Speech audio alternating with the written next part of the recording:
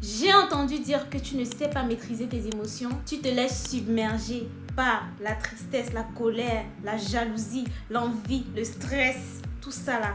Aujourd'hui, on va parler d'intelligence émotionnelle et je vais te partager les astuces, les techniques qui m'ont aidé moi parce que oui, j'étais là-bas. Je me laissais submerger par mon stress, parfois par la tristesse, la colère. Mais aujourd'hui, j'arrive à être reine mère de mes émotions. Et je vais te partager comment toi aussi tu peux faire pour submerger tes émotions, pour pouvoir être maître. Dans cette vidéo, je vais également te partager des astuces et des techniques. Comment utiliser l'IA, l'intelligence artificielle, qui est actuellement en vogue, justement être maître de tes émotions, pouvoir contrôler tes émotions, pouvoir les comprendre et les utiliser pour toi et non contre toi. On est d'accord? Let's go guys! Je vais partager toutes ces astuces là avec toi dans cette vidéo et tu verras comment tu vas devenir maître de tes émotions, ninja de tes émotions. Donc let's go guys! Hello tout le monde, j'espère que vous allez bien. En tout cas moi je vais être la forme. Toutes les personnes qui vont pas bien, recevez ma joie guys, recevez ma joie. Bienvenue sur cette chaîne, la communauté s'agrandit. On est déjà presque 800 sur cette chaîne. Vraiment, like, je ne veux pas perdre la notion du nombre. En tout cas je vous dis merci d'être là. Pour tous les nouveaux qui ne me connaissent pas, moi c'est Félicité Edina. Et sur cette chaîne on parle de développement personnel, d'art oratoire. On parle de toutes les techniques et des astuces qui vont nous aider à combler le fossé ou le vide qui existe entre notre vie actuelle et la vie de nos rêves. Si c'est quelque chose qui t'intéresse, si c'est quelque chose qui te parle, je te laisse t'abonner, activer la cloche de notification et let's go quoi, on va rentrer directement dans le vif du sujet. Donc aujourd'hui, comme vous l'avez très bien vu au thème, on va parler de l'intelligence émotionnelle. Cette vidéo sera donc divisée en 3 parties comme d'habitude. Premièrement, on va mettre les bases. C'est quoi les bases? C'est quoi l'intelligence émotionnelle? C'est quoi effectivement? Quelle est la vraie définition de l'intelligence émotionnelle? Parce que j'ai entendu pas mal de choses sur TikTok et tout. On va bien définir. Et ensuite, je vais vous dire quels sont les signes que tu as une intelligence émotionnelle très basse. Les signes là, on va parler. Et ce n'est pas grave parce que ensuite, à la 3e partie, je te donne des solutions. Je te donne des astuces que moi, j'ai utilisées qui m'ont permis d'avoir une certaine ascendance sur mes émotions, un contrôle, une certaine maîtrise de mes émotions. Je vais partager ça avec toi. Et ensuite, comme bonus, je vais également rajouter des outils IA, des outils de l'intelligence artificielle qui vont t'aider toi également à comprendre tes émotions et à pouvoir aussi les manager et à pouvoir les utiliser à ton avantage et non contre toi, ma belle. Mes gars aussi. Donc, let's go, on va rentrer dans le vif du sujet. On va commencer par la définition. Qu'est-ce que c'est vraiment l'intelligence émotionnelle? Qui connaît? Qui va me dire la réponse en commentaire? Dites-moi guys si vous connaissez. Mettez pause sur la vidéo et dites-moi. Donc l'intelligence émotionnelle, c'est tout simplement ta capacité, ma capacité à reconnaître, à comprendre et à gérer mes émotions. Tout simplement guys, c'est tout simplement ça. Ta capacité à reconnaître quand est-ce que tu es dans un état de stress, comprendre pourquoi est-ce que tu es dans un état de stress et à gérer cet état de stress là pour que cela ne te submerge pas, pour que cela ne sorte pas hors de ton contrôle et que tout le monde voit comment tu es en train de stresser en même. Intelligence. Et aussi, je vais faire un petit parallèle avec l'intelligence artificielle. À la fin, je vais vous donner des outils, je vais vous partager des astuces, comment utiliser l'intelligence artificielle. Justement, comment est-ce que tu peux utiliser l'intelligence artificielle pour être le maître. Donc, l'intelligence artificielle, c'est tout simplement un procédé logique et automatisé qui peut imiter l'intelligence humaine, qui peut imiter ton intelligence et mon intelligence. Donc, il est beaucoup plus rapide, il a beaucoup de réponses, il est automatisé. Donc, t'imagines bien, tu peux utiliser cette IA là, cette intelligence artificielle pour toi, pour t'aider justement dans les choses comme la gestion des émotions. On va voir ça tout à l'heure. À la fin, je vais vous donner des applications, des outils, des stratégies, comment utiliser l'IA pour t'aider. Donc, on va maintenant parler des signes qui montrent que tu manques d'intelligence émotionnelle. Ces signes-là qui démontrent de loin que toi, là, tu manques d'intelligence. Premièrement, tu agis sur le coup. Quand tu es en colère, on voit comment tu es en colère. Quand tu es stressé, en fait, tu agis sur le coup, quoi. Quand tu es jaloux, quand tu es envieux, quand tu es triste, on voit vraiment que tes émotions te submergent. La deuxième des choses, c'est que le stress te submerge facilement. On voit très bien comment au travail, quand tu es stressé, je parle de comment j'étais dans ce cas, hein. Le stress te submerge facilement. Tu arrives facilement à être submergé par le stress, que ce soit dans ton travail, ta vie perso, même ta vie amoureuse. Il y a des meufs, il y a des hommes qui stressent même pour leur vie amoureuse. Après, je ne dis pas que c'est quelque chose qui est tellement facile, on n'a pas besoin de stresser, non. Mais voilà, tu te laisses vraiment submerger par ton stress. La troisième chose, c'est que tu as de la difficulté à voir tes erreurs. C'est toujours la faute des autres, c'est jamais de ta faute, quoi. Toujours de la faute des autres, jamais. On connaît tous quelqu'un comme ça. On est d'accord ou pas?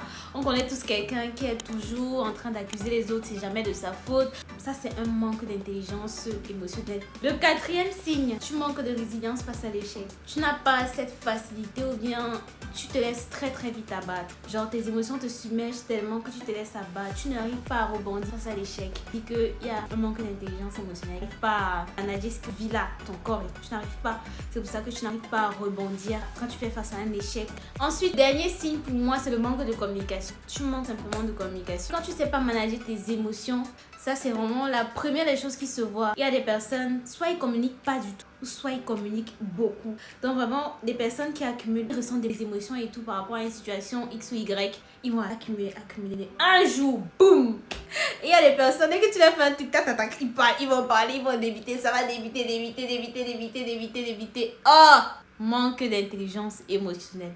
Mais c'est pas grave. Si tu te retrouves dans tous ces signes que j'ai cités tout à l'heure là, ce n'est pas grave parce que là tout à l'heure, je vais te partager des techniques qui vont t'aider à pouvoir quitter de ce niveau à ce niveau dans ton intelligence émotionnelle. Oui, tu vas faire ce grand step là. Rien qu'en prenant conscience qu'effectivement, je manque d'intelligence émotionnelle. Ça, c'est déjà le premier pas. On ne soigne pas celui qui ne reconnaît pas être malade. Donc, tu dois reconnaître que tu es malade. Là, c'est le premier pas. Et dès que tu reconnais, on rentre maintenant dans les vraies choses.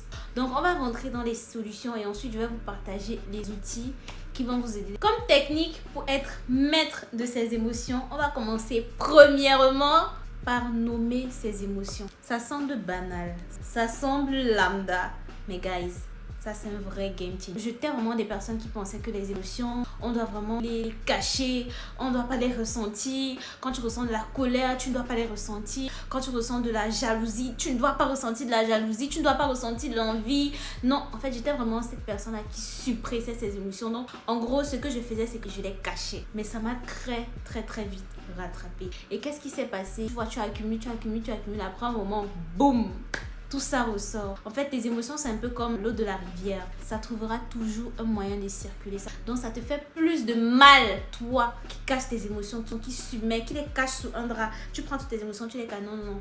Maman trop forte. Maman trop... Non. J'ai très vite compris que cette stratégie ne va pas m'aider. Donc, ce qui m'a aidé à la place, c'était de nommer. Donc, qu'est-ce que je ressens? Est-ce que je ressens de la frustration? Je vais vous mettre la liste des émotions juste là. Et vous allez pouvoir identifier quelles sont les émotions que vous vivez souvent au quotidien. Être capable de mettre des mots sur ces émotions. Être capable d'identifier que là, je ressens de la jalousie. Là, je ressens de la colère. Là, je ressens de la haine. Là, je ressens des aspirations. Là, je ressens de l'intimidation. Être capable de mettre les mots sur vos émotions, ça enlève un poids énorme. Et c'est là que l'intelligence artificielle vient en jeu. Parce que généralement, à l'école, on ne nous apprend pas. À l'école, c'est pas comme s'il y a un cours d'intelligence émotionnelle qui nous dit tu ressens de la colère. On ne nous apprend pas comment est-ce que la colère se manifeste. Et maintenant, l'intelligence artificielle rentre en jeu à quel moment? Tu peux l'expliquer, tes émotions. Tu peux l'expliquer comment tu te sens. J'ai une boule dans le ventre. Quand je vois tel, je me sens comme ça. Tu expliques ce que tu ressens et lui, il saura ce que tu ressens. Et tu verras qu'à chaque fois que tu poses des questions, par exemple, ChatGPT, tu vas lui dire, par exemple, j'ai la boule au ventre quand je vois tel. Je me sens stressée, je me sens si... Parce que parfois, ce qu'on appelle même du stress, c'est pas du stress. Parfois, ce qu'on appelle du stress, c'est tout simplement le fait que peut-être on est intimidé. Peut-être on a peur. Donc, être capable de mettre les mots sur ses émotions. Et c'est là où l'intelligence artificielle vient. Et donc, comme solution, premièrement, à côté de l'intelligence artificielle, ce que moi j'aime bien faire, c'est écrire. J'aime beaucoup écrire, je vous l'ai déjà dit. Donc, ce que je fais, c'est que je note tout ce qui me vient à cœur. Genre, je prends mon cahier, je sais que personne ne va le lire. Et si je veux vraiment me rassurer que personne ne va le lire, dès que je finis d'écrire, je brûle. Ça, c'est la bonne technique. Et il y a une étude qui a été menée aux États-Unis pour prouver que ça marche. C'est un peu comme si tu écrivais ce que tu ressens et tu t'es libéré de ton émotion.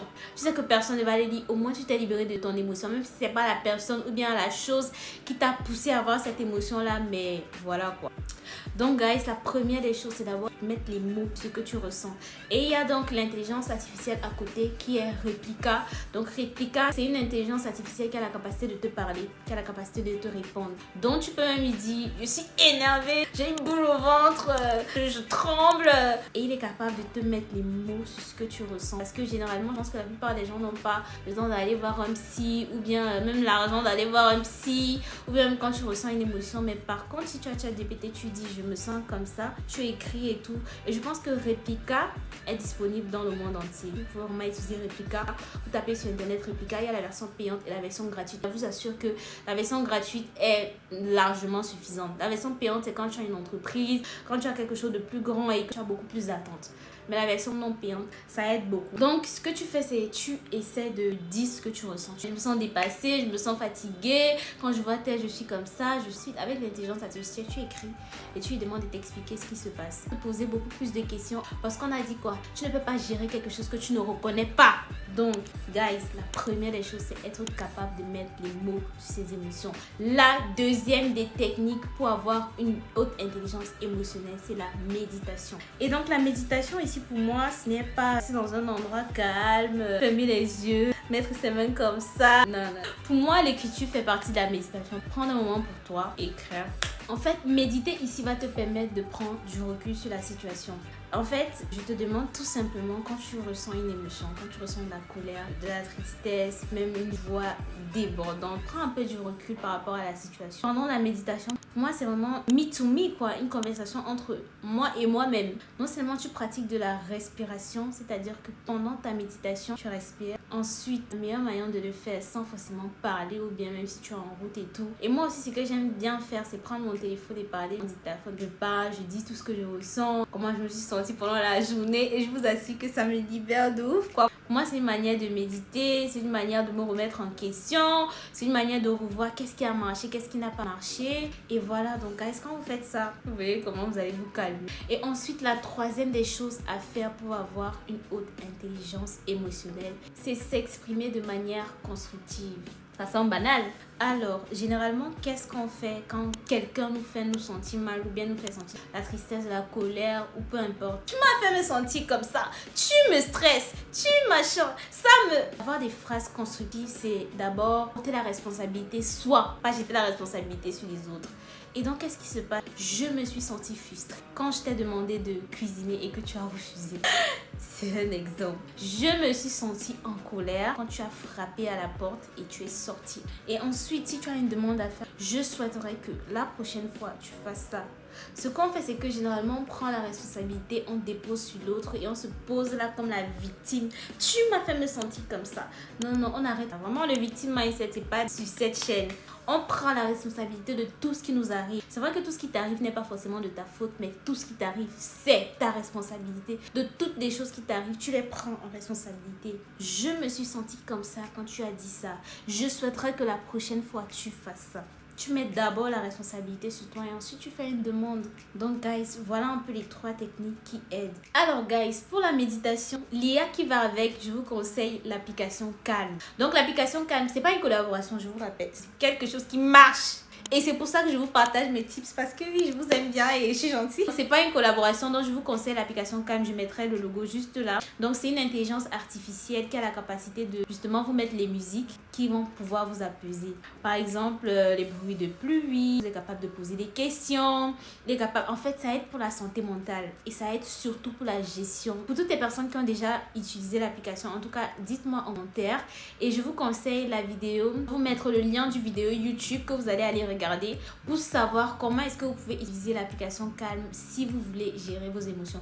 Je ne veux pas que cette vidéo soit très longue, donc je vais vous donner le lien de la vidéo pour que vous puissiez aller la regarder ensuite. Et donc pour moi, la troisième chose à faire pour avoir une haute intelligence émotionnelle, c'est tout simplement la remise en question. Pourquoi est-ce que je me sens frustrée? Pourquoi est-ce que je me sens en colère? Ça, c'est un exemple de remise en question. Et là donc, où l'intelligence artificielle revient, c'est justement, il aura la capacité de vous poser les bonnes questions pour que vous puissiez comprendre pourquoi est-ce que vous vous trouvez dans cette situation-là.